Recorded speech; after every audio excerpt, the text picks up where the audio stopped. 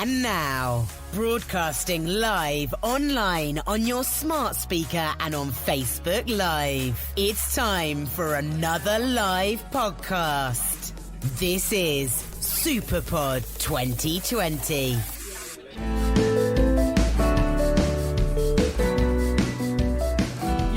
Its origins back to 776 BC, when representatives from the kingdoms of ancient Greece came together in Olympia to compete in pentathlon, boxing, wrestling and equestrian events, amongst others. The first modern games were held in Athens in 1896, and it brought together 14 nations, 241 athletes and 43 events. The Paralympics was first held in Rome in 1960. What is now dubbed the greatest show on earth will open in Tokyo, Japan on July 24th, with around 11,000 athletes, more than 200 nations across 33 different sports. I'm John. And I'm Michael, and we are Anything But Footy. We are your Olympic and Paralympic sport podcast. Each week, we shine a light on those athletes, disciplines and sports that captures the public imagination, usually around once every 4 years, but struggles for coverage outside of games time. Now, you're listening to Superpod 2020. This is the two-day podcast festival raising money for sport relief, and we're broadcasting to you live from the Social in Southampton. Thanks for having us, and it is brilliant. It's great to have this platform to share our expertise and our experience, maybe that one's more suitable, of Olympic and Paralympic sports. And you can get involved right now. You can email studio@superpod.co.uk. We're also on Facebook, Instagram and Twitter @SuperpodUK2020, or you can use our hashtag Superpod2020 at any time. And if you want to know what Anything But Footy is about, then we're also on Twitter @AnythingButF, on Facebook, Instagram and YouTube. And we do a new episode every week, and we also check out our Great British Bosses Series 2, where we interview the men and women responsible for running sport in this country. And over the next hour or so, we're going to be looking ahead for you to Tokyo 2020, discussing some of the big issues ahead of the event. For example, will coronavirus cause it to be postponed or even cancelled? And if it does go ahead, will we see records tumbling as athletes take advantage of the new Nike technology and the Vaporfly shoe? Can we trust what we witness, or has the issue of doping clouded your view of the whole thing? Plus, we're really looking forward to this. We're going to be joined by two members of the British sailing team. That's Saskia Sills, a world champion windsurfer, and Kirstie Urwin, who's returned from injury to target the Games in Paris in 2024. Firstly, a bit about us. Yes. What right do we have to be talking about the Olympic and Paralympics? So I think the first thing to say is we're just huge fans. Growing up, it may not look it, but 1984 was the first Olympics that I certainly remember growing up and watching Flojo in action and seeing a grainy picture from Los Angeles, the guy with the backpack on his back flying up to light the Olympic flame from 1984. Torvill and Dean. That was my first memory, definitely, of the Olympics. It's the first time I remember watching an Olympic Games, and it was Sarajevo. It would have been January, February 1984, and it was Torvill and Dean and Bolero. And I think people probably forget now, because the way figure skating has certainly gone down the agenda, but just how huge that was. And remember, we're talking about a time where there were only 4 TV channels as well, and that's when you've got upper echelons of 20 million people watching 6 minutes of figure skating, and that was my I think it was the first time anyone had heard Bolero. Yeah. I thought it was good. Ravel's Bolero, then we all got it in our cassette collection soon after that. That was certainly my first memory, and I think probably between us we've watched more hours of Olympic and Paralympic sport either on television or live than is probably humanly possible or indeed healthy. But I think we're both lucky in that, as well, obviously, of our early memories, like most people's, watching it on TV, but we've had the experience of working at some games, and we're both heading obviously to Tokyo, which will be our third games. And we first met really during London 2012, which was just a brilliant summer, and the country was probably its best it's been, certainly in our lifetimes. I think it showed that Britain can do things, and it can, put on games, and I think we've done it since. We've had all these other work, with Rugby World Cup. If you hear cheers in the background, by the way, it is the rugby downstairs that is getting that reaction. England were winning when we came up. But, we've put on the Rugby World Cup, we've had the World Athletics Championships, and, we've still got more events to come. And I think what London 2012 did is change the way that Britain thinks about itself, and it changed us as well. I met you for the first time, and we were rivals in radio terms. We were competing against each other for interviews and coverage, but very soon I think realised that it was probably best. I'm wary that our ex-bosses at that time might be listening now. It was probably best to sort of work together than work against each other a little bit. But I feel very lucky when I look back at 2012 because I literally turned up on day one. I know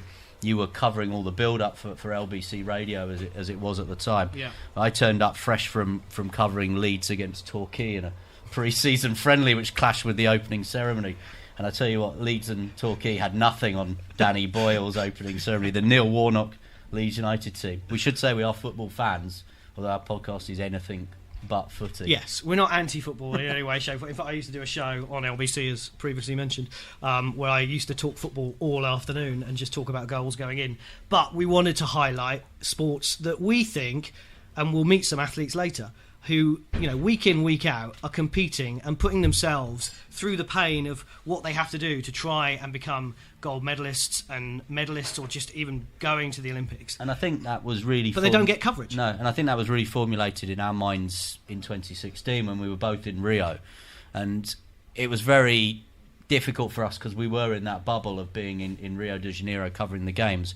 But when we then spoke to people who were at home, or you looked at social media feeds, to realise that they were delaying the news at 10 to show a hockey final, the women's hockey final, and that historic gold medal, to realise the impact that hockey was having that night and all those millions of people watching it.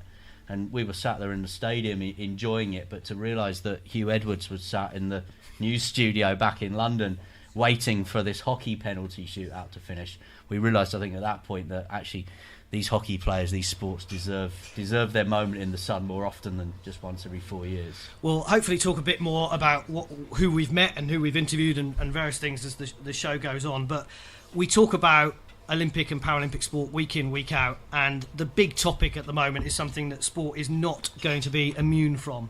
What is going on in the world is, shocking. From a sporting point of view, there are lots of question marks. The Olympics and Paralympic Games are not immune to coronavirus, and the discussion about whether the Olympics and Paralympics should be staged or not is the big question. So could or should they be postponed or cancelled? Well, that's the two questions at the moment. Could the Olympic Games be postponed, and the Paralympic Games as well? Should they be postponed? And what we're seeing at the moment in the world of sport is other events being postponed pretty much on a daily basis at the moment. So you've got football in Italy, Switzerland and Japan. The J-League's been postponed. Rome, of course, is as a host city for Euro 2020, and Italy has been very much, as Europe is concerned, central to this outbreak. So what will happen for Euro 2020? Wembley, of course, is hosting the semi-finals and the finals.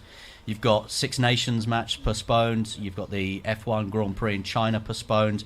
MotoGP, cycling, the UAE Tour, they had to cancel their final two stages. The Indoor World Championship Athletics, which was slated for China, that's been postponed, and triathlon have had to make postponements as well. So, this is happening a lot. What we've got is an Olympic and a Paralympic Games that's taking place in around about 5 months' time, though. And I think that's probably the big question, because, nothing has been delayed or cancelled an Olympic Games apart from a world war. Yeah. But this is a big issue that the IOC need to look at, and they've had a meeting this week, not to do with coronavirus, and Thomas Bach, the IOC president, was very strong to say that they haven't really talked about it. I think they have in some of the back meetings, if you like, but the executive of the IOC met this week, a planned meeting, and they had to come out and say something. They had to show that as an organisation, yes, it's their job to put on the Olympics and the IPC to put on the Paralympics, but they also don't want to deter athletes from training and, to put anybody off from buying tickets or sponsors or anything along those lines. Yeah, more from us in a moment on coronavirus, but let's set this meeting that the International Olympic Committee have had into a little bit of context. And the global sport correspondent for the Associated Press, who's a man called Rob Harris, was there. He was at this IOC meeting in Lausanne. And to give us a little bit of context, he joins us today from where he's working in Anfield, Liverpool. Hi, I'm Rob Harris, Global Sports Correspondent at the Associated Press, currently at Anfield, where fans will be wondering just how long they'll be able to come to the stadium to watch Liverpool play as the virus spreads. The impact on sport has already been significant in Europe, of course. Of course, the big looming event is the one that ultimately starts in a way in Europe. It's the lighting of the Olympic torch in Greece, and that is due to take place on March the 19th, a day before the flame arrives in Japan. We're already discovered that 140 children who are due to be sent from Japan to Greece for that ceremony will now not be going. And of course the big question is, will there even be an Olympics starting as planned in July as expected? Well, Olympic organisers, particularly Thomas Bach, to be saying as they are that they are not even contemplating cancellation or postponement does seem to counter the current talk from the medical experts, who at the moment are not even sensing when the virus can be contained. And of course an Olympics involves so many thousands of athletes all mixing around one place, which if the world is trying to control and try to find a way of stopping COVID-19 spreading, it's the worst possible environment. Cancelling Olympics outside wartime would be unprecedented and cost billions in lost revenue.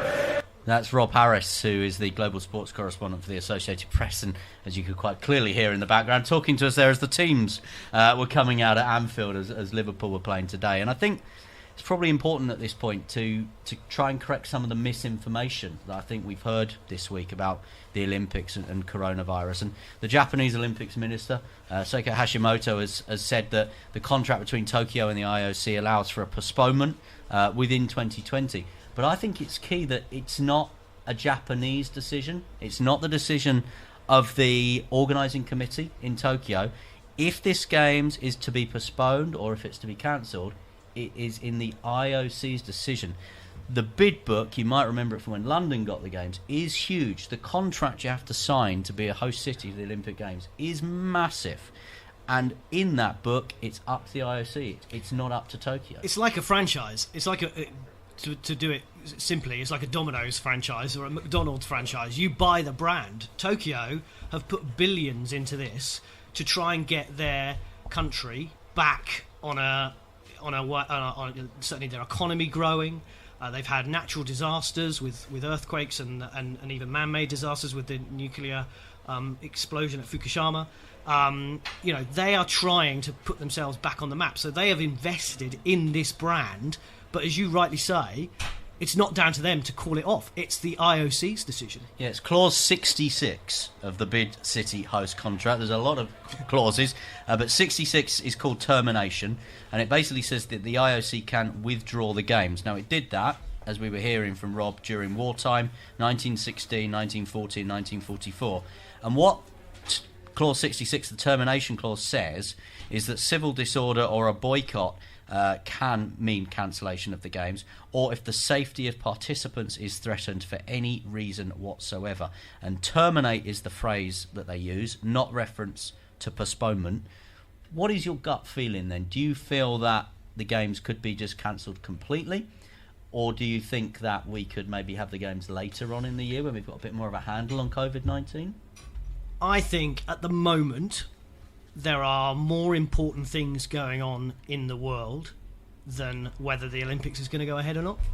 And I think the government in this country is dealing what it's dealing with. Japan has just around 300 cases of coronavirus at the moment, which when you think about it, with the proximity of where it is and where the first outbreak came from China, you think they had more than 700 on the cruise ship, but for Japan on the island have had 300. They are cutting back on some of the things they're doing. The torch relay's been scaled back. We heard from Rob, March the 19th is a massive day for the Olympics with the flame being lit in Greece. Of course, remember with London when Princess Anne and David Beckham went to go and get the flames and the school children, and as we heard from Rob, that's not going to happen. So they are, as an island nation and a developed nation, they are pretty equipped to deal with these situations, and they seem to be dealing with it at the moment. But the question mark is is when you've got 11,000 people coming in from all other parts of the country, of all other parts of the world, how you try and contain that. So I think, to answer your question, I don't think we need to make a decision at the moment. No, and I think, we've been taking soundings from people this week, following the coverage pretty closely. From an IOC point of view, the International Olympic Committee point of view, they dealt with Zika in the build-up to Rio. That was obviously a huge concern, a different concern, but similar. There were no cases of Zika. And there were no cases of Zika after the Games. And you've got to remember, in the build-up to the Winter Games in Pyeongchang, we were talking about whether there was going to be a threat of nuclear war on the peninsula of Korea at the time. That was literally the backdrop to the Winter Games in 2018. And the IOC, I think, Thomas Bach has been pretty relaxed, pretty defiant, pretty calm about the whole thing. We've been speaking to Team GB as well, and I think that's kind of what their outlook has been as well. Pretty relaxed, pretty calm, but taking it seriously. Yeah, I mean, we may well ask the athletes that we speak to a bit later on this podcast about how they potentially deal with these things. But from my point of view, from a journalist that covers the Olympics, is there no better group of people who are fit and healthy to actually go to an event and not necessarily catch something? British cycling have had rules where they don't shake hands with people and haven't forever, and they haven't done those marginal gains, and they haven't done that for years. So there is that argument that people are well prepared, and as you say, we've been talking to Team GB, and they're using the blueprint that they had for the Zika situation. They've dusted off the folder, as they told us. But it is a monitoring situation, and it may well change, and I think that's what you have to say. I go back to my point that you don't have to make the decision now. You've got to carry on business as usual, but take a proactive approach, is what Team GB are doing with the government and Public Health England. And they say, there is concern, it's on the agenda, but at the moment we are carrying on with our approach. And we mentioned there were no cases of Zika. We asked Team GB how many of the 1,000 athletes and representatives and team and staff for Team GB got ill in Rio for the 3 weeks they were out there, and out of that 1,000 people, there are about a dozen people who picked up coughs and colds or whatever. Usual sort of things when you bring 1,000 people to together. An area for a month. It was the usual kind of illnesses. Now, Team GB have provision in places for events like this, so they will have isolation rooms. So, for example, when you go to an event like this, if you are a member of the rowing 8, you will sleep quite communally. So you might be in 2 or 3 rooms. Not in 4 bunk beds. No, but in the rowing 8 and the cox, so there might be 9 of you, there might be three in a room. Now, if one member of that rowing 8 or the cox develops a sore throat, they will have a single room, an isolation room that they can take that person to. That is pretty standard practice. The key thoughts, I think, from Team GB before we wrap up and we bring Saskia and Kirstie in and speak to our guests from British Sailing, is the event is still 5 months away. They're very keen to try and get that message out there. There's no travel bans currently in place to Japan. And if you have visited Japan, there's no requirement to self-isolate following a visit. So I think while those 3 things are still in place, I think the Games goes on. Yeah, I'm not sure cancelling the Olympics at the moment is the biggest story on the news agenda this week. I mean, it's interesting, and I know why people are asking the questions, but let's be honest, there are more important things that people need to be thinking about short-term with coronavirus. You're listening to Anything But Footy, the Olympic and Paralympic sport podcast. The final bit of advice that Team GB gave us as far as washing your hands is concerned. I was a bit like, I can't sing Happy Birthday twice every time I wash my hands. So I was like, well, what else is that kind of 20 seconds, 25 seconds This is long? official comment, by the way, from Team GB. And they said, and I said, what about the national anthem? Yep. Let's get into the British spirit and Team GB. So, God Save the Queen. If you sing the first verse, not the second verse, no one knows the second verse. If you sing the first verse of God Save the Queen, when you're washing your hands, it would just bring that patriotic feeling and pre-Olympic feeling to the games. So that's official Team GB comment. They thought it was a good idea. Yes, they did. They thought it was a good idea, which is the first one we've probably ever come up with. So if you are washing your hands and you want to 20 seconds, national anthem, first verse, that's what you need to do. You're listening, as I said, to Anything But Footy, the Olympic Paralympic sport podcast. We are at Superpod2020, delighted to be here. So the Olympics at the moment then is going ahead. As Thomas Bach has said this week, he wanted our athletes to prepare, as he put it, full steam. That's good news. for 15 British sailors who've already been named to represent Team GB. They have their full complement. They will be picking up their kit at the NEC in Birmingham. They will be going to the Games as Team GB sailors this summer in Tokyo. They are one of the first teams to confirm their lineup. In fact, they're the first full team to confirm their lineup. We have got a climber and canoeist that have also been named, but sailing is ahead of the curve. And we're obviously delighted to be down in Southampton for this live Superpod edition of Anything But Footy. So with the waft of sea air in our nostrils, we thought it would be apt to focus a little on British sailing, a sport that's been in the Olympics since its inception, apart from 1904. What happened then? I'm not sure. Was it that in St Louis or somewhere? Probably wasn't too far from the sea. Yeah, and Britain leads the medals table overall for the Olympics as well. Great Britain really does rule the waves. So will you please welcome to our podcast windsurfer Saskia Sills and Nacra17 sailor Kirstie Urwin, who will be joining us on Anything But Footy and Superpod 2020. So thank you so much for joining us. Yeah, Saskia, if you sit. The chairs are really heavy. They are really heavy. But you're strong sailors, so you'll be fine. Thank you for coming. No problem. Thank you for having us. Kirstie, to start with you, as you're sitting right next to me. Yes. How do you become a sailor? That's a good question. I was very lucky. I grew up just down the road from here in Lymington, on the south coast. I had parents that were into sailing and wanted to get my brother and I into the sport so that basically they could take us on nice days out. And then, unfortunately, I'm a very competitive person, so it backfired on them, and they spent most of my childhood driving me around the country to compete. And did you play other sports while growing up, or...? Yes, I was involved in sort of various sports with school, so netball, tennis, hockey, but sailing was always my main sport. It's a sport that I got a passion for really early on, and I built a group of friends outside of my school friends, so I had that social connection with them outside of those school hours, and so it just became really easy to spend my weekends doing that and develop and grow within the sport. And what I'm always interested in with athletes and sailors is, when do you decide to become a professional? As in, when it becomes your job? Well, because it doesn't just happen, does it? No, well, or does it? It's funny you say that, because I would actually say I completely fell into it. I never had any ambition to be an Olympic sailor or try to be an Olympic sailor, do this as a full-time job. I enjoyed it. I was competitive, and I liked that I could travel around the world doing it, and I was very privileged that I was able to do that at a really young age. And then I had my final year in youth. I was just very successful. Actually, that's when Sass and I first met. We were both selected to go to the Youth Worlds together, and we both won medals. And as a result of that, the British sailing team, as we transitioned out of youth into senior, invited us to come along to camps with them and see if we had potential to continue training at a higher level. And so it was never I'm going to push, I'm going to get the results to make it to that camp. It just sort of happened. But there's definitely people that do have that drive and that ambition to do that from a younger age. So I think it very much depends on the person. And Saskia, let's bring you in. Obviously, you had tremendous success as a youth athlete in terms of winning gold medals there. When did you first pick up a windsurfing board and think, right, well, this is me, this is what I can do, I can be the best in the world at this? So my story is quite similar to Kirstie's, really.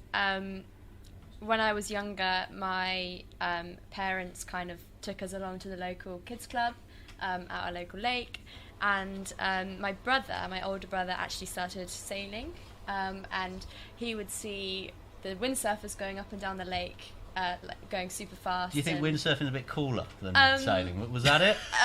I don't know what my brother was thinking.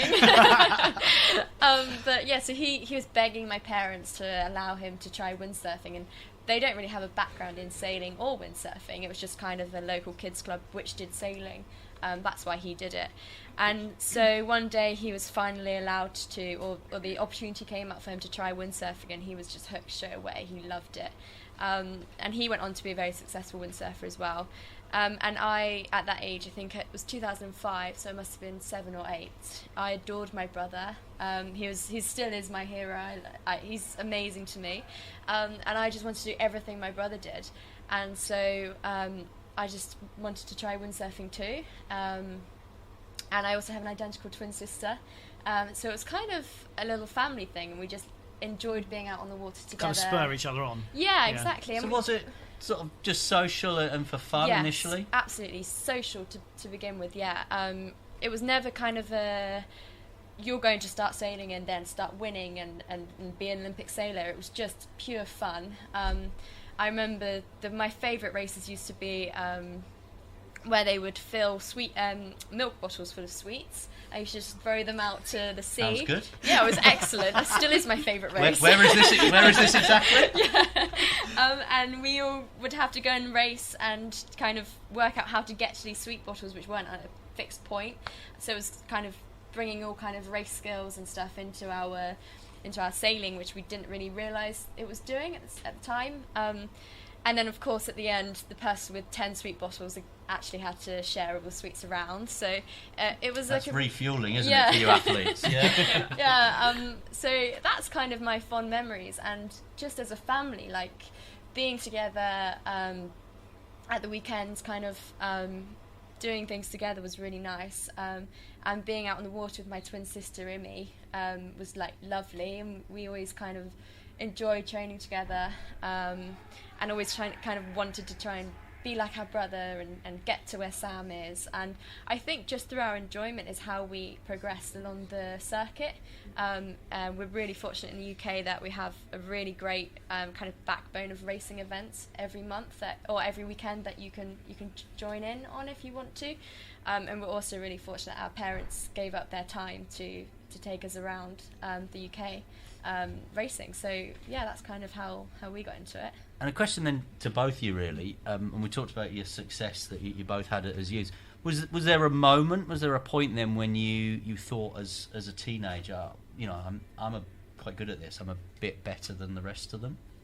I think for me, kind of just the enjoyment I get from windsurfing is kind of it's just windsurfing that I love, and then the results come after that for me. And actually Kirstie and I had a great World Championships together in 2012, and I kind of went, it was the under-19 World Championships and I was 15, kind of went as I wasn't expected to win the trials, I wasn't expected to even do top 10 in the Worlds, and I somehow went and won it. And I remember Kirstie and her sailing partner Annabelle on the last day went into the last day kind of, they could get third or they could drop, and it was kind of a little bit like shaky as to what would happen. Stressful, I'd say. Yeah, stressful. I can feel that stress emanating from you now. It was stressful. And I remember I won, I secured my gold, and I was waiting around on shore for Annabelle and Kirstie to come off, and at that point in 2012 we didn't have instant social media, so we didn't know what would happen. It was only until we saw them that we knew that what would have happened. And Kirstie and Annabelle came up the slipway, and we saw each other, and we just had this massive hug, and we were like screaming and crying because they had done it, I had done it, and I think there was 2 other medals in the team, and it was just kind of the most amazing moment to share with such good friends. And I think sport takes you to extreme places, and to have friends along the journey is so important. And so I think that moment for me was when I kind of thought, I want more of this. Yeah.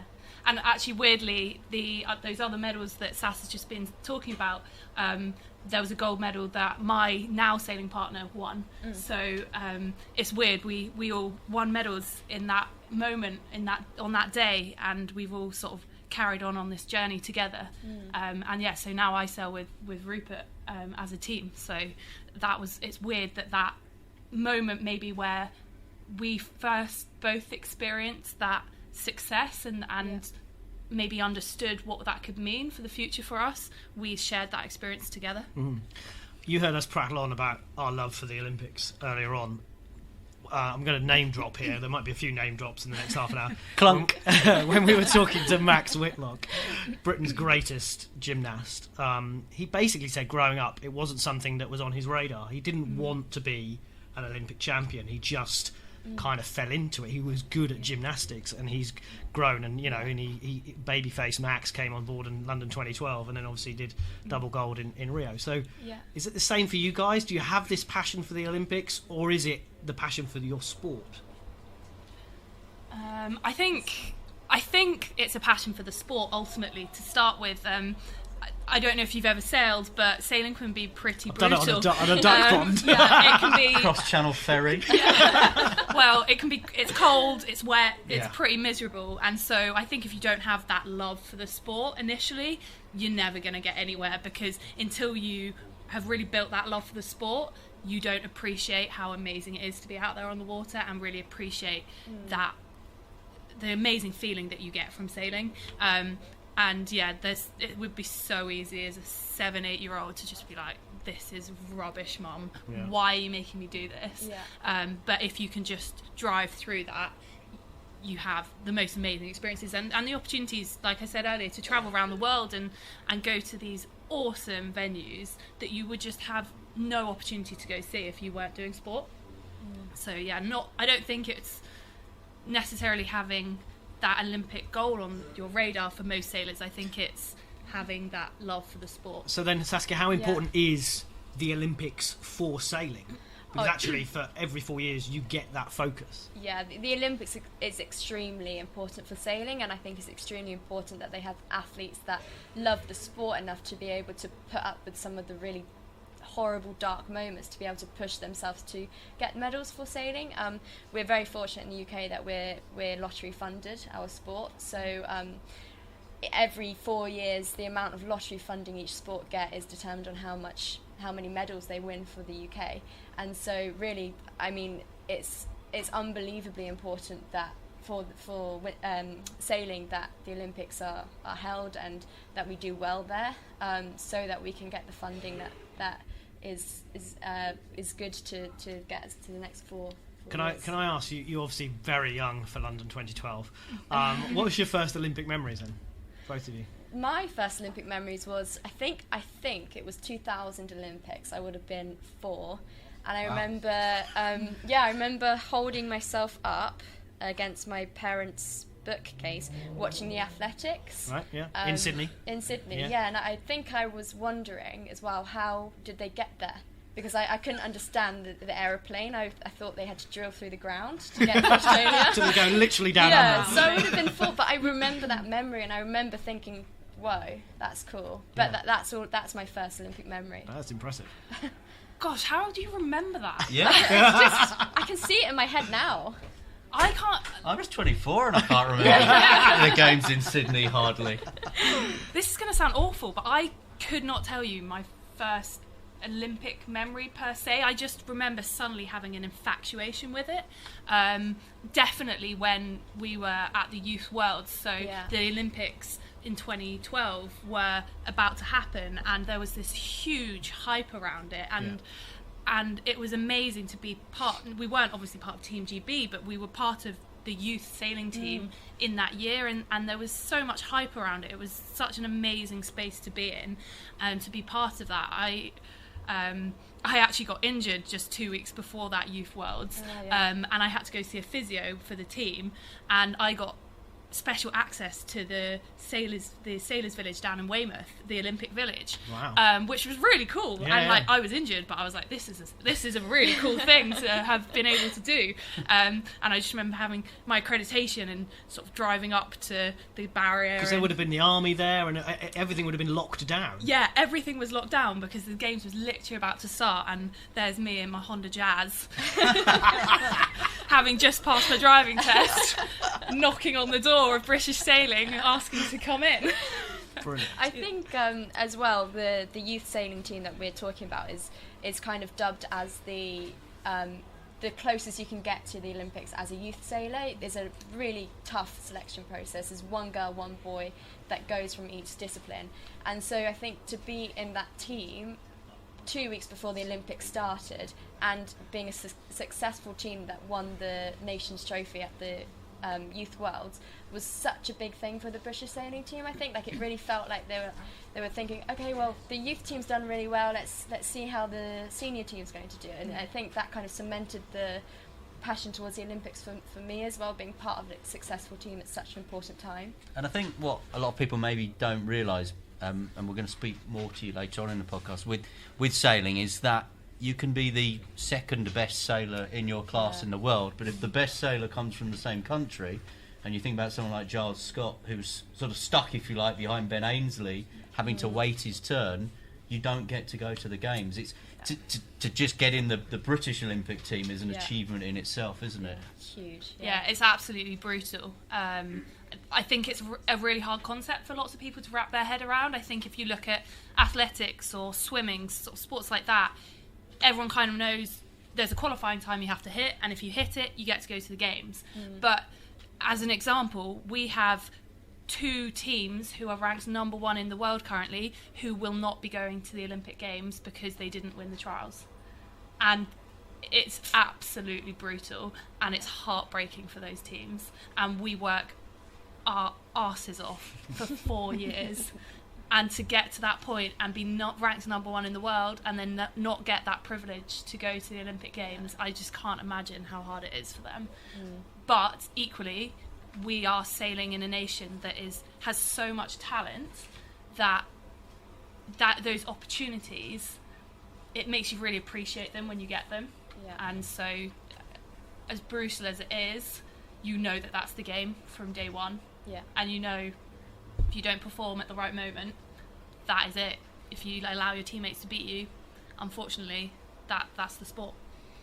Well, it's tough, isn't it? Yeah, it's a tough sport, but it's a great sport. We'll talk more to you, as we said, in a little while, and we'll look forward to hopefully seeing you in Paris in 2024, and we'll talk about that journey for you in a little while. But for the moment, a round of applause again then for Saskia and Kirstie.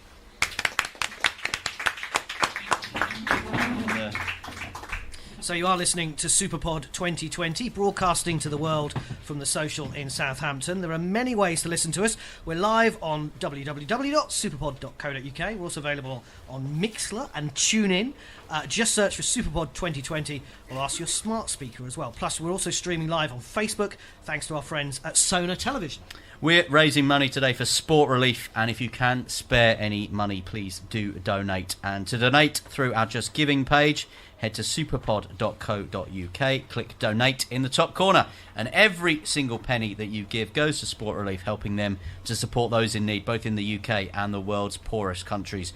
And if you're a UK taxpayer, don't forget to say yes to gift aid so that the government will add an extra 25% on top of your donation with no extra cost to you. And on behalf of Anything But Footy, the Olympic and Paralympic Sport Podcast, we say thank you. So when we were growing up, seems a long time ago now, in the 80s and 90s, the athletes' headlines in the papers and TV and radio, as Michael rightly said, they were the only ones that were reporting on these things. There was nothing else like social media or podcast.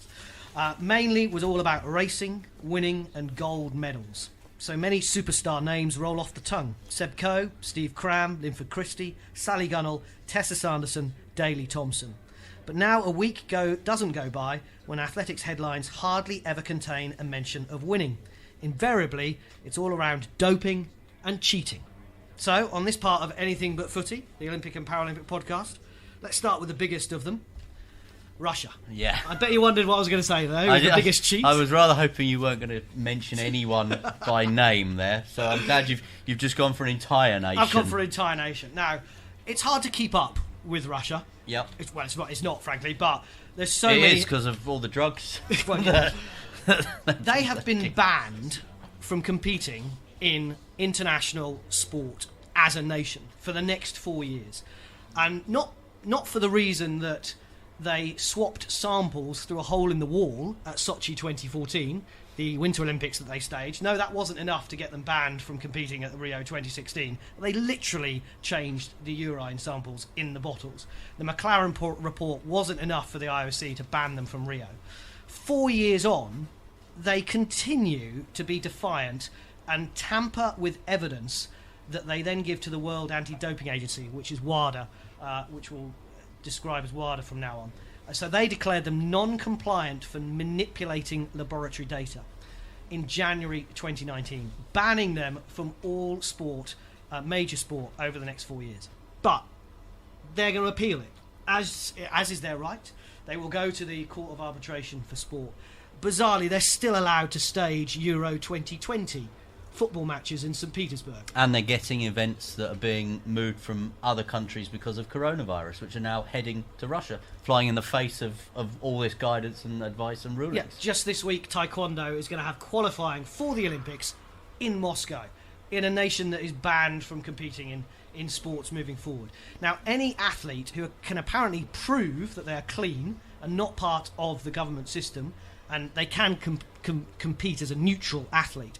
But as Team GB told us again this week when we were speaking to them, in Pyeongchang, in the Winter Olympics, the same ban applied to the Russians. There were 168 Russians taking part in the Winter Olympics, and they won 17 medals. And Team GB said, it's a Russian team in all but name. This should not happen again. They've shown no contrition or respect for the Olympic movement and its athletes. So as I say, they're appealing it. It won't be heard, the hearing, until April. It won't be heard in public, despite WADA and lots of athlete groups, including Global Athletes, saying that they want it in public so people can understand the reasons, and Russia can't come out afterwards and say, well, we're just being ganged up on by the West. It's not going to be held in public, though. It will be held behind closed doors, and we won't get a decision in May. Now, we might have a bigger decision in May that the Olympics doesn't take place in the first place, but it's wrong that 4 years on from Rio, where me and you sat in the main press centre in Rio talking about whether Russia were going to compete in the Games literally days before the Games started, 4 years on, we're still having that same argument. And I think for me, and this is the word I always go back to, is trust. And I think the general sporting public, who are maybe not the people who are trekking down to the Alexander Stadium or to Crystal Palace to go to the British Championships, but these people that get excited by what they're seeing once every 4 years at an Olympic Games have lost complete and utter trust in what they're watching. And this is impacting on clean athletes, because even a clean athlete that performs well, performs maybe better than they've ever performed before, which as an athlete you want to peak at the Olympic Games. That is what you've targeted your 4-year programme to do, to make sure that that night, in that final, you are as good as you possibly can be. They train for that, they do that cleanly. The person sat at home goes, well, they're on the juice.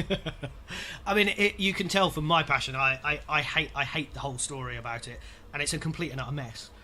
But also a mess, and you know, is a leading British athlete, yep, who we have to talk about as well. Yeah, and that's Mo Farah. And again, this goes back, I think, to that idea of trust. And you know, Mo Farah has been the subject of a number of newspaper stories recently, podcast discussions like ours, a panorama program. You know, another panorama program. Mo Farah, 4-time Olympic champion, who's now targeting a 5th Olympic gold, has never failed a drugs test. One of the most tested athletes. He says he encourages retesting, and his samples are still held for that to potentially happen.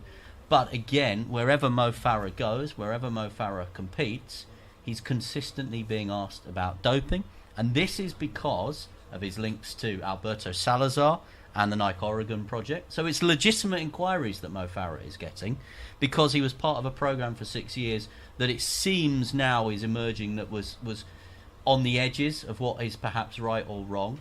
It's obviously its lead coach is currently serving a 4-year suspension. And then, of course, there's inconsistencies in stories subsequently. So you go back to Mo Farah competing in the London Marathon. He was spoken to by the US anti-doping authorities. They were asking him about this supplement, L-carnitine it's called. It's legal within certain doses. That's the point. Mo Farah said he never took it. Came out of the discussion, the conversation, bumped into Barry Fudge, who works for British Athletics, the head of endurance, then went back in and admitted he had taken it, but the doctor hadn't recorded the amount that he'd taken. So all these things add together and goes back to that word that I said, trust. Do people trust what they've seen Mo Farah do on the track? And my issue again is he's never come out and criticised Salazar. So in an interview with Matt Lawton, who's not a friendly journalist, if you like, to Mo Farah, he's not. But he did an exclusive with Matt in the Times because they wanted to get his side of the story out there. But he admitted that he hadn't read the report on Salazar, and he's never criticised him. He eventually left him in 2017, but he still hasn't criticised him. And that is an issue for me, that it's either him or his advice that he's being given is not strong enough. No, he doesn't seem able to get his story straight, and hasn't done for a number of years. Now, Mo Farah, I think, quickly before we move on and deal with a couple of other things on Anything But Footy, he's a medal hope. He's going for a fifth gold medal. Where else, looking ahead to Tokyo in terms of the world of track and field, do you think the medals might come from? I would suggest it's all about the girls. You've got Katarina Johnson-Thompson, world champion. You've got Dina Asher-Smith, a world champion in 200 metres, and Gemma Reekie has come onto the scene this year and looks a really good prospect. Absolutely, and I think, KJT, as she's known, Katarina Johnson-Thompson, has a huge battle on her hands with Nafi Thiam, the current Olympic champion. She beat her in the Worlds, of course, last year, but she was injured. Thiam, she's broken the Belgium indoor long jump record this winter, so Katarina has a challenge on her hands for a gold there. So does Dasha, as we like to call her, Dina Asher-Smith. All the sprinters will be going in the 200 metres. No disrespect, and I thought she was Sports Personality of the Year last year for her 200 metre world champion win, but she wasn't up against some of the big athletes who will be competing at the Olympics. So some big question marks over there. But you mentioned Gemma Reekie, but it's all to do with her shoes, isn't it? Well, yeah, she's wearing these new Nike Vaporfly shoes, and World Athletics, which is the new name for the governing body, they are bringing in some new rules actually next month. These new Nike Vaporfly shoes, apparently they bring you a 4 to 5% improvement. So I've done one marathon in my time, and if someone's done a marathon, they'll mention they've done a marathon, so I'm mentioning that I've done a marathon. And I did it so slowly, if I'd worn Nike Vaporflies with a 4 to 5% improvement, I'd have taken 14 minutes, 25 seconds off my time. That's impressive. All with a pair of shoes. But the serious point, the 5 fastest marathon times of all time have been done in these shoes. So the new rules are the thickness of the soles would be restricted. The shoes need to be publicly available. So you and I could go into Sports Direct and buy these and take 14 minutes off our marathon time. And the current guidelines, I think, were just not fit for purpose. They basically said shoes must not be constructed so as to give athletes any unfair assistance or advantage. What does that mean? No jetpacks? What they've done is they've tried to tighten up these legal requirements. And Gemma Reekie has had a fantastic indoor season where she broke the British 800 metres, 1500 metres and mile records all within about 2 weeks. And everyone wanted just to speak to her about her shoes. But again, a bit like Mo Farah, again, the advice that she's getting is the thing that frustrates me, because we've been to these events before, Michael. We've covered these events. We've gone to pre-press conferences with Jess Ennis, as she was then, and Usain Bolt and Mo Farah, and they have to front up and answer questions that journalists want answering. Now, my understanding is that she agreed to do a press conference before the Glasgow indoor, but said, I'm not going to talk about the shoes. And her coach said, if anyone asks about the shoes, we're going to walk out. We're going to walk out of the press conference. And my issue with it, look, as you rightly say, she's broken 3 British records in 3 weeks indoors. She did a brilliant performance in the 1500 metres in that indoor in Glasgow, where she came back and beat the European silver medalist, I think, on the line to win. She's obviously on great form, and it is not just about her shoes. But what she should just come out and say is, it's not just my shoes. Yes, my shoes have helped me a little bit. By not saying that they've helped her a little bit, it's making us kind of question it. While actually, she should just come out and front it up. And she should be making the point as well that, she's had issues with her health and diet. So she's discovered relatively recently that she's gluten intolerant. And we're going to bring Kirstie and Saskia back on in the next 15 minutes and talk to them about things like diet and dealing and managing those kind of situations. Gemma Reekie had a sinus operation in December as well. So you can trace a lot of this improvement back to those key improvements that she's made. But they haven't got that message across to the public, I don't think, as well as they could. Anyway, you're listening to Anything But Footy, the Olympic and Paralympic sport podcast. Time is really marching on and beginning to go against us. As always. And we want to speak more to Saskia and Kirstie as well. So I just want to bring up one other sport before we go back to sailing, and that's cycling, which has been part of the Olympic programme since 1896. In Beijing, London and Rio, Team GB topped the medal table as far as cycling was concerned, both Olympics and Paralympics as well. But Tokyo could see the previously imperious British cycling overtaken by their rivals. We've just recently had the track cycling world championships, and it wasn't really a weekend to write home about as far as the British team were concerned in Berlin. They won 1 gold, which is in an event, the points race, that's not in the Olympics, 2 silver medals and 1 bronze. So is it time to start lowering our expectations on what the cycling team will do? Yeah, I mean, ever since Chris Boardman in 92, Jason Queally at Sydney in 2000, you've expected Britain to perform, certainly on the track. They haven't quite managed it on the roads, but you'd expect them to perform. And those World Championships, as you rightly say, since the worst in an Olympic year since 2000, with just 4 medals, a gold, 2 silvers and 1 bronze. Eleanor Barker in the points race. It's not an Olympic event. No. 2 silvers in the team sprint. Jason Kenny, Jack Carlin and Ryan Owens, and the women's team pursuit. No Laura Kenny in that, but we'll talk to her about her in a minute. Nia Evans, Ellie Dickinson, Katie Archibald and Eleanor Barker, and then 1 bronze from Matt Walls in the Omnium, which is a great performance, his first senior medal. So there were lots of 4th places as well. Michael, I think we need to be careful that we don't oversell that we're not performing I think very well. Traditionally, obviously, British cycling have come good at Olympics because that's the time when they brought out the cycle suits and the new bikes and the new technology. They can't do that now. They're having to ride and wear what they're going to have to ride in the Olympics. That's the rule on the World Series this year. So, they haven't got those extra marginal gains. Whether that 5 months will tell. But let me just put this point to you before we kind of move on. If the track team don't perform as well as we are used to, and remember every member of that track team won a medal in Rio, would we accept that for some medals coming in things like BMX and mountain biking, which potentially, when you look at the British cycling's remit in terms of mass participation, grassroots sport, actually more people are more likely to go mountain biking or BMXing if BMXing's a word. And that's the thing, we spoke to Julie Harrington, who's the chief exec of British Cycling. You did, didn't you? They're based in Manchester, and she's in charge of all these different sports, basically. You've got BMX freestyle making its debut at Tokyo 2020, which is basically dancing on a bike. You're trying to impress a judge to give you a good score. And that is totally different from riding around in a circle as fast as you can and trying to beat the opposition. So you're right. I think British cycling, what they would really hope for is that they win medals across more of their events.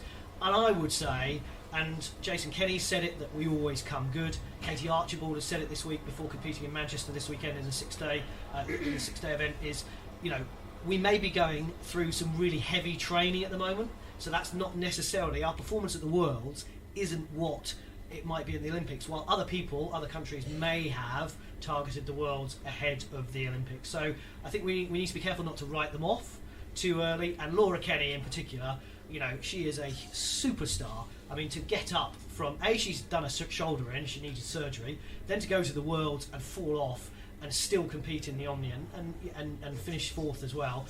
She's done an incredible job, and she will win at least 1, probably 3 gold medals at the Olympics. And she came off, and Katie Archibald said this, she came off Laura Kenny and said, despite everything that went wrong in Berlin, I can still win the Olympics. And that is the kind of spirit that is at British cycling.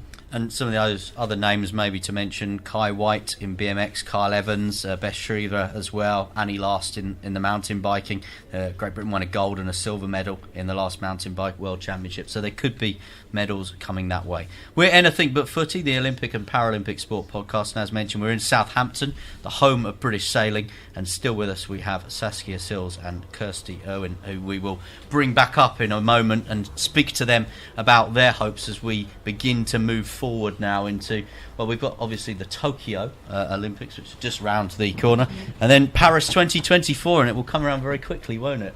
Yeah, no, it certainly will. And we've been talking to the performance director Ian Walker this year, who told us that they're going to win at least 5 medals in Tokyo on a good day. I mean, we said Kirstie and Saskia are not part of this team at the moment. We'll talk about why maybe in a moment. But do you think that's a reasonable target? What do the team think? What are your No friends? pressure. Well, give us some gossip. What are your teammates saying? I think that the team wouldn't select anyone that they don't think has medal potential, and if you look at any of the teams that have been selected, or the individuals that have been selected, everyone has medalled in the last year. I think that's fair to say. So I don't think it's unfair to say that we could win those 5 medals, but also sailing is a very unpredictable sport. There's a lot of uncontrollables within that, and we spend our entire life trying to control those controllables so that the uncontrollables are less, affect our performance less, but you just don't know what's going to happen on the day. So you just said that cycling at the last games, every athlete in that team won a medal. Like, the party that British Sailing would have, if that happened, like, be out of this world, like, for that to happen. But I think you look at any other Olympic sport, for us being asked to win 5 medals, the UK sport are asking us to win 50% of the medals on offer. So it's a big ask, but we're definitely capable of it. Now, John and I absolutely adore sailing, and there's one reason why we spent a lot of time going sailing at Rio at the Olympics, and that was the bus, because as you'll obviously realise when you're covering as journalists events like the Olympics, where you've basically got 30 simultaneous world championships taking place in one city at any one time, it's quite hard work, and there's not a lot of opportunity to sleep.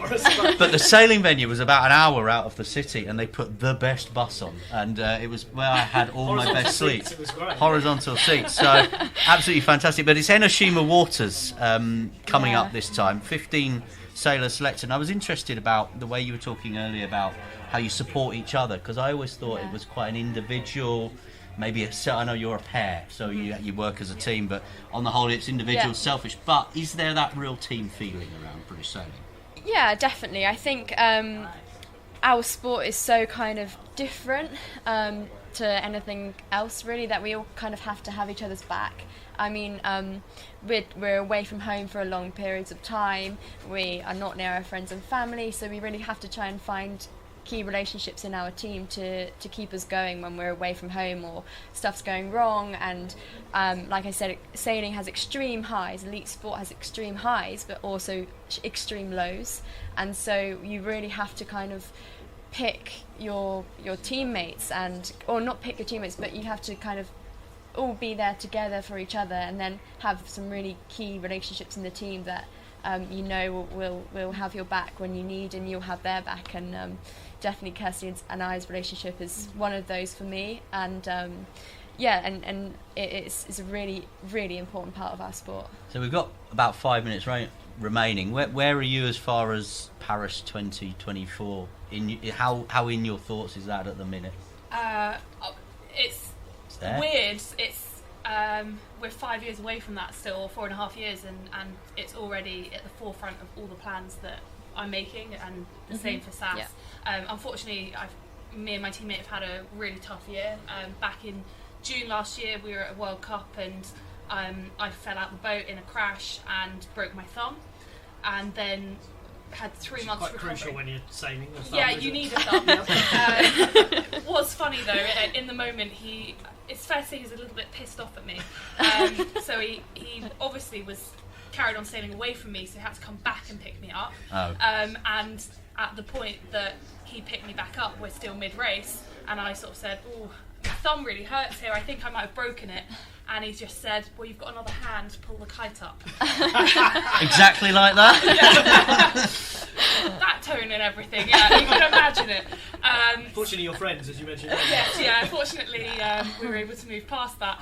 But, so I had 3 months recovering from that, and then we got back in the boat, and 2 weeks later, he ruptured his ACL and tore his meniscus. Well, there's karma. Yeah, and so we've had a really tough year, but what we're trying to do right now is get ourselves into the best possible place as a team, that we can hit the ground running for the next cycle, and just be a really strong team for that cycle. Same for you, Saskia? Yeah, so I've had a bit of an up and down year as well. Actually, last June, the same competition Kirstie's talking about, I won my first ever senior medal in the Paris 2020. Talked about it in the podcast. Yeah, in the Paris 2024 venue. So that was a huge thing for me. Marseille. Yeah, in Marseille. Yeah. And so I have really great memories connected to that place now. And it's kind of made me more confident that I can look towards Paris 2024 with a positive mind and really kind of take hold of this campaign and for it to be mine and to make sure that I'm there. I'm in a really fortunate place that I'm training partner for the Enoshima candidate, Tokyo 2020 candidate, Emma. And so I get to kind of see the ins and outs of how the Olympic build-up is and stuff, and hopefully next time I'll be there. So you've got Emma Wilson and Tom Squires who are going to Tokyo. Medal chances for those guys? Yeah, I back both of them for medals. Like Kirstie said, the British sailing team wouldn't select anyone that they don't believe can win a medal, and on both of their days they're both world class. So yeah, I absolutely believe we can get 2 medals in RSX. And you mentioned Marseille. Yeah. Because the surfing for Paris is going to be in Tahiti. Yeah. You want to change sport? Bizarre. I like windsurfing. I like the idea of reporting on surfing in Tahiti. We're Yeah, better than the sailing bus in Rio. yeah, fantastic. And obviously, in terms of the names that we will know for Tokyo, Giles Scott, obviously the reigning champion, Hannah Mills, and I know Ailey McIntyre, who's now partnering with Hannah, is going to be on another podcast later. But that experience, I guess, for them and for Hannah, and it's a third Olympics because she won in London as well. Will that help? Do you, as the other members of the team, will that permeate through to you? Were you able to lean on that kind of experience down the line?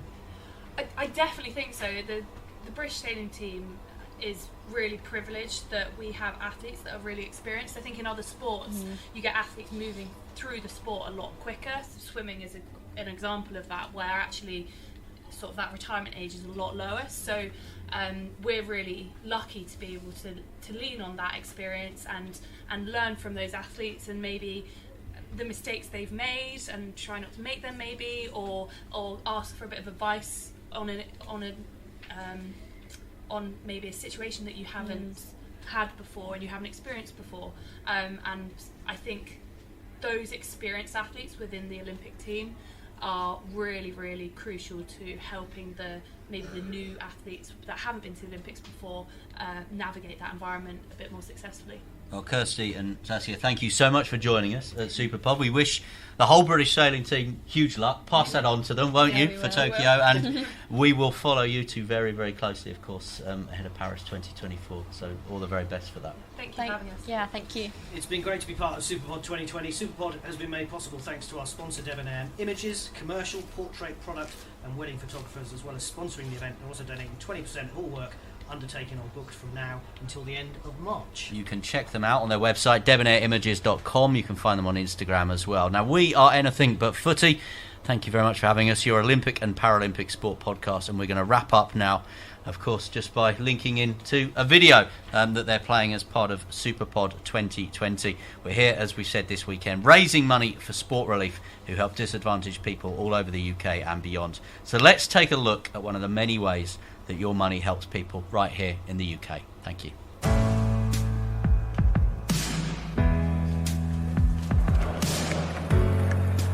Ever since I went down my first jump, I felt a lot more confident and braver, and that I could achieve so much more. It made me feel a lot better about myself. Skateboarding makes me really happy, and then when I'm happy, I get less and less nervous. When I'm at the top of a big ramp, I feel a bit scared sometimes, but I just do it.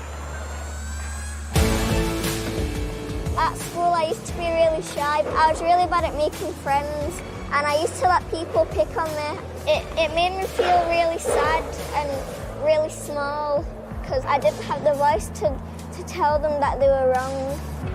When I moved school, and some of the people there, they were a bit mean, and they called me names because I was new, and I felt really lonely. Sometimes I feel sad when I fall out with my friends. Growing up can be tough, But in Manchester, there's a safe place these girls can always go to be themselves, make friends and learn new skills. First came to the skate park, didn't think I'd be able to do it. I was close to quitting. They always try and make you do something new. If I do something scary and I complete it, I feel really proud and really happy. I felt like I could be who I am, and I started to not let people walk over me all the time. This is my favourite move and it's called a rock fakie.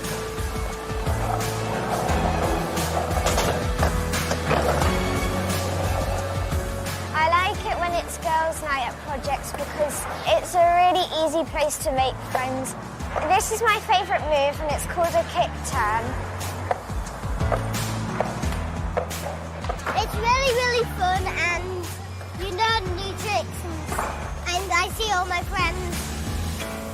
Sport Relief supports projects like this one all over the UK that use sport to give people a confidence boost. Get involved through your school this year and you can help change lives.